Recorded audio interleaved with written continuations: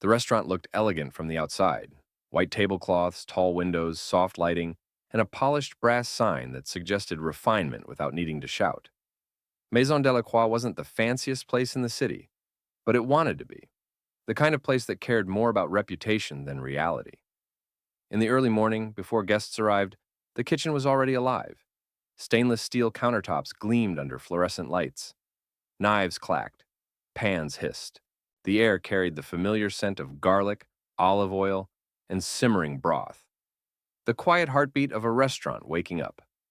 Malik Carter walked in through the back entrance, wearing simple black chef's whites and carrying a knife roll he had owned for years. Not new, not shiny, loved, used, respected. Like every tool in it had shared a lifetime with him. He had cooked in Paris. He had trained in New Orleans. He had apprenticed under chefs whose names carried weight like thunder.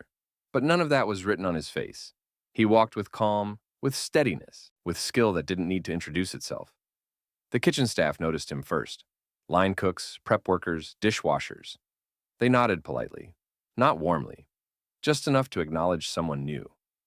Then manager Trevor Langford stepped in.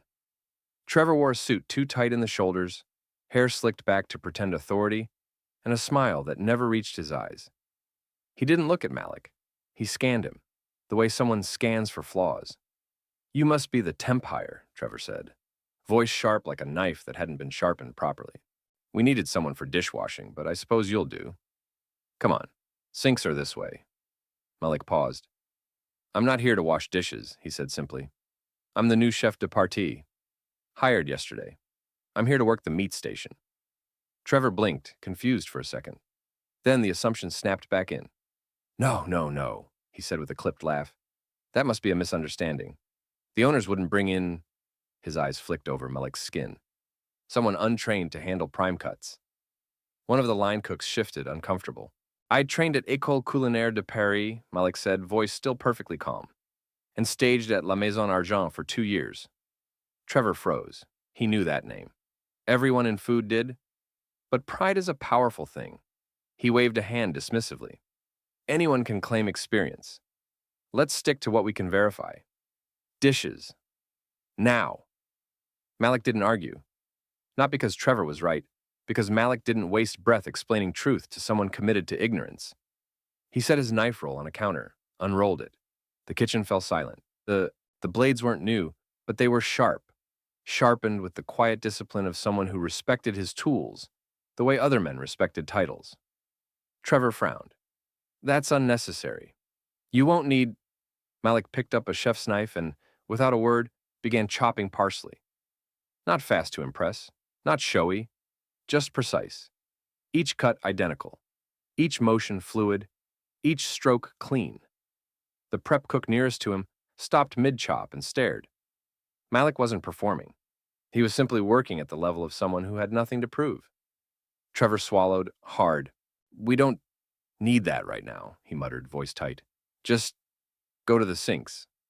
Malik placed the knife down gently, wiped the board, and walked toward the sinks, controlled, unshaken, holding his dignity like armor. As he passed the sous chef, a quiet voice followed him. "You shouldn't be washing dishes." Malik glanced back. "Everyone starts somewhere," he replied. But they both knew. He hadn't started here. He had been lowered here, not by skill, by someone's belief of who he should be, and that belief was about to break. But not because Malik fought it, because the world was coming to him, whether Trevor liked it or not. The Michelin judges were already on their way. By midday, the kitchen was in full motion. Flames rose, orders clipped through the air. Metal met metal. Voices overlapped in a rhythm that felt like choreography, held together by urgency. Malik worked the dish station quietly, sleeves rolled up, water steaming around his hands. His movements were efficient, not rushed, not sloppy, just clean, controlled, patient. The other dishwashers stole glances at him, unsure why someone with his hands, his posture, his awareness of the room was standing beside them. But the person who watched the most was sous chef Ana Morales. Ana had been in kitchens long enough to recognize skill before it had a chance to speak. She saw the way Malik glanced at stations, not with curiosity, but with critique. The way he tracked sear timing by ear. The way he could identify a reduction by scent alone. She approached him during a brief pause, lowering her voice. You don't belong at sinks. Malik didn't look up from rinsing a sauté pan. No one belongs anywhere permanently, he replied. People choose. And right now, this is what was chosen for me. Anna's jaw tightened. That's not what I mean, and you know it. He did. But he also knew forcing respect never earned it. Before either could say more, Trevor burst into the kitchen, nearly tripping over his own urgency. Everyone listen. Front of house just got notice. Michelin judges are here for an unannounced observation. The room stilled. The line cooks froze mid-motion. Someone turned off a burner too fast. A spoon clattered to the floor. Michelin judges meant careers, stars, or death by review. Trevor clapped his hands sharply. Everyone needs to be perfect. I'll handle the table. Anna, adjust the specials board. And, he pointed toward Malik with a smirk sharpened by insecurity. You stay right where you are. Don't go near the line. No one spoke, but the silence said everything. Trevor turned and strode back toward the dining room, shoulders too stiff, trying to look like someone in control. Anna watched him go, then spoke under her breath. He's about to drown. And he was. Because out on the dining floor, the judges weren't ordering the safe dishes. They weren't looking at the menu like regular guests. Their lead inspector, a calm, sharp-eyed woman, closed her menu and asked the server, We'd like to try the tasting selection. Not the house plates, the chef's signature dishes, the ones that show who he is. The server nodded, smiling politely. I'll let the kitchen know. But there was a problem. Maison Delacroix didn't have signature dishes. It had menu formulas. Replicated. Safe. Pretty, but hollow. The manager returned to the kitchen, pale under the fluorescent lights. Change of plans, he said, voice too high. They want original plates. Chef's selection. Anna, come up with something. Anything. Fast. Anna's eyes widened in disbelief. You want me to improvise a full tasting menu in 6 minutes? Trevor hissed, panic cracking his words. Then do it in 5. The kitchen wasn't breathing now.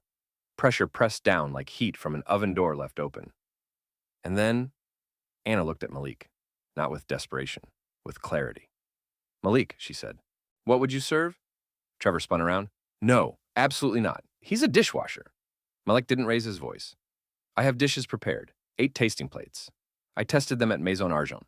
They were approved for seasonal menu rotation. Anna nodded once. That's what we're doing. Trevor's voice broke into a shout. No, we are not putting him on the line. Anna stepped forward, small but unmovable. You said we needed signature. He's the only one in this kitchen who has any. Trevor's face reddened, rage and fear twisting together. No, that is final. And then, a voice entered from the dining room doorway. Calm, quiet, but the kind that changes everything. I'd like to see the chef's selections, please. Everyone turned. The Michelin lead inspector stood there, watching. Not judging, observing. She looked at Malik. Not with doubt, with interest. With your permission, she said, we'd like to taste your work. The room didn't breathe. Trevor's mouth opened, but Anna spoke faster. He'll prepare. The inspector nodded once and stepped back into the dining room. Malik dried his hands, rolled his sleeves back down, walked past Trevor without looking at him, and took his place at the meat station, not as a dishwasher, as a chef. The kitchen did not erupt into motion, it shifted, like the center of gravity had quietly moved. Malik stood at the meat station, shoulders relaxed, hands steady. He didn't bark orders, he didn't posture, he simply began. Anna stepped beside him like it was the most natural thing in the world. Call what you need, she said. Malik nodded once. He opened his knife roll. The blades glimmered, not flashy or new, just sharp, precise, cared for. He placed his fingertips lightly on the cutting board and breathed in, once, slow. The kitchen felt that breath. The air recalibrated to him. Then, heat 2 sauté pans, medium-high. Start butter clarifying in a cold pot. I need shallots minced fine, no larger than pinheads. Kyle, bring me the duck breasts, dry-aged, top shelf. Not the wet ones. No hesitation. The room moved. Not because he shouted, but because everyone heard competence in his voice. He scored the duck skin with perfect crosshatch cuts, deep enough to release fat, shallow enough to protect the meat. No rushed noise, just rhythm. Then came the first aroma, duck fat hitting the pan with a low, steady sizzle. Not the frantic splatter of inexperience. The smell rose rich and warm, thyme and garlic joining it like harmony. Someone on the line whispered, "God." Trevor watched from the corner, stiff as stone, his face twisted, but this time there was nothing to grab onto. No rule, no rank, no argument. Because skill doesn't ask for permission. Malik moved on to the next dish. A delicate crawfish bisque with charred sweet corn, a micro-herb salad lightly dressed with lemon oil, a smoked mushroom tartlet on hand-rolled pastry. He plated each dish with movements as fluid as handwriting. Not decorative for decoration's sake, not forced. Just elegant because his hands knew elegance. Then came the final dish, the one no one expected. A small tasting plate of bourbon-glazed short rib resting on a bed of whipped yam, topped with toasted pecans and thin curls of pickled red onion. Warm, southern, honest. Malik's past and mastery in a single bite. When he placed that plate in the pass window, the kitchen stopped pretending not to be amazed. Anna exhaled softly. "You cooked your story." Malik didn't look away from the dish. Food should say something. The server took the plates out. The door swung shut behind them, and then silence. The kind of silence kitchens only have when everyone is waiting for judgment. Trevor shifted, arms crossed so tight his knuckles went white. "They're not going to like it," he muttered. But no one answered him. They weren't listening to Trevor anymore. They were listening to the only thing that mattered. The sound of footsteps returning from the dining room. The server reappeared, eyes wide, not panicked, awed. "That the judges," he said, breathless, "want to speak to the chef personally." Trevor stepped forward automatically, but the server's eyes slid right past him and landed on Malik. "You. They want you." The kitchen didn't cheer. It didn't gasp.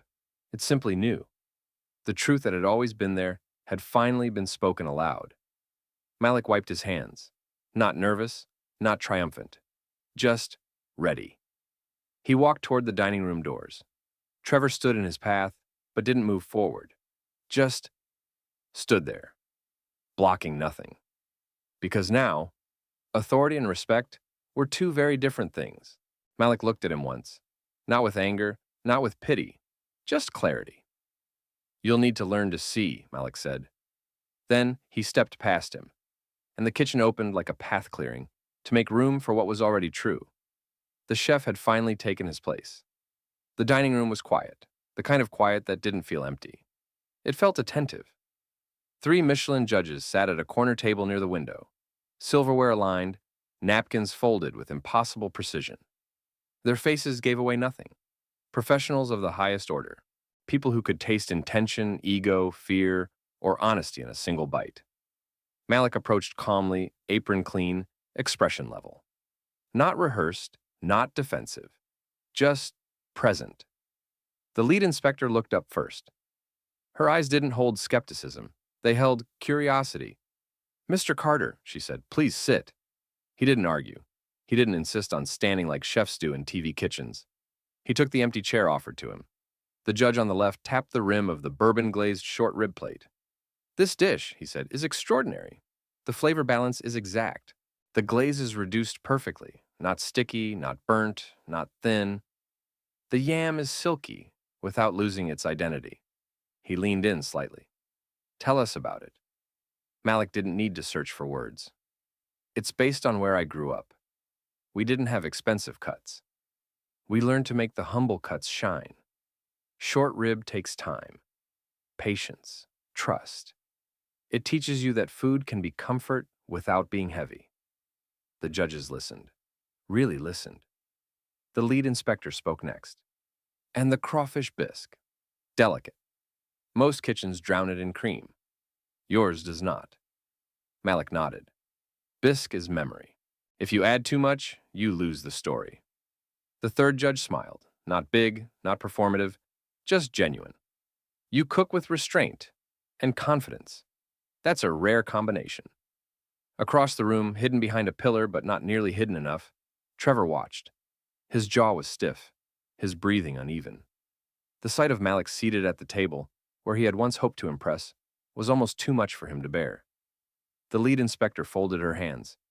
One question, Chef Carter. The title hung in the air. Chef. Everyone in the restaurant heard it. Why? She continued. Were you not on the line when we arrived? A single question. But the weight of every assumption in this restaurant sat behind it. Malik didn't look toward the kitchen. He didn't look toward Trevor. He didn't flinch. He looked the inspector directly in the eyes. I was told there was no place for me there. The words were soft, but they hit harder than shouting ever could. The inspector's jaw tightened, not in anger at Malik, but in the kind of cold, controlled fury reserved for justice. She stood. We would like to speak to the head of this establishment. Trevor stepped forward immediately, forcing a smile. Yes, absolutely, No, the inspector said without raising her voice. She didn't need to. She pointed to Malik. He is the chef responsible for the dishes. Therefore, he will represent the restaurant. Trevor blinked, then swallowed, then fell silent. Because there was no argument strong enough to stand against truth. After the judges left, the dining room slowly resumed its normal rhythm. Servers moved, glasses clinked, but everything was different now. Anna approached Malik first. You didn't just cook well, she said quietly. You changed the gravity in this room. Malik didn't smile. He didn't need to. People always show who they are, he said. Eventually, the room catches up. Trevor lingered near the doorway, hands trembling slightly. He looked smaller now. Not because Malik had grown, but because arrogance shrinks when confronted with reality. He opened his mouth, searching for words. Apology, excuse, justification. Something. Nothing came, because there was nothing left to defend. And in that silence, Malik simply returned to the kitchen, to prep the next dish. Because real mastery doesn't require celebration, it just keeps working. The news came fast, not whispered, not hinted, not rumored, announced. That evening, the Michelin judges sent their preliminary report. Every kitchen staff member gathered near the pass as Anna opened the email on her phone, her hands trembling so slightly, only Malik noticed. She didn't read it dramatically. She didn't build suspense. She just said, they're shortlisting this restaurant for a star. Silence. Not shock. Not disbelief. Something deeper. The kind of silence that comes when a dream steps into the room and sits down beside you. But the part that hit even harder, they specifically noted the tasting menu as Chef Malik Carter's work, and they recommended the restaurant feature him as head chef. Heads turned, all at once. Every pair of eyes in the kitchen went to Malik. Not with envy, not with hesitation, with recognition. The truth wasn't arriving. It had arrived. Trevor was there too, leaning against the doorframe, his face drained. He looked like someone who had lost something he thought he owned, an illusion of control. He took a shaky breath. I need to say something. No one spoke. No one moved. He stepped closer, not arrogantly, not loudly, just exposed. I was wrong. The words were heavy, thick, forced, but true. I looked at you and I didn't see your skill. I saw what I expected to see, and that was ignorant and unfair and small. Malik didn't say anything. He didn't need to. Trevor swallowed hard. You deserve the kitchen, if you'll take it. The offer didn't sound like surrender. It sounded like truth finally spoken. Anna stepped forward, arms crossed, but her expression was warm. The crew is with you, she said to Malik. One by one, the line cooks nodded. The prep cooks, the dish team, even the servers watching from the doorway. No applause. Just a room aligning itself around reality. Malik finally spoke. Steady, warm, clear. I'll lead the kitchen, but not alone. We do this the right way, together. Everyone respected. Everyone seen. The youngest line cook let out a breath he didn't realize he'd been holding. Trevor lowered his head, not defeated, but released. the weight of his own arrogance finally gone. Malik turned toward the prep table. Let's begin. There's service tonight. No celebration, no ego, no spotlight, just the craft. And that night, the plates leaving the kitchen didn't just taste good. They carried identity, memory, place, pride, and the dining room felt it. You could see it in the way guests slowed with each bite, the way conversation softened, the way flavor turned into story. Because food made with dignity doesn't just feed people, it changes them. And Malik didn't need a star to prove that. The star was already being earned, one plate at a time, inside a kitchen that now saw him clearly.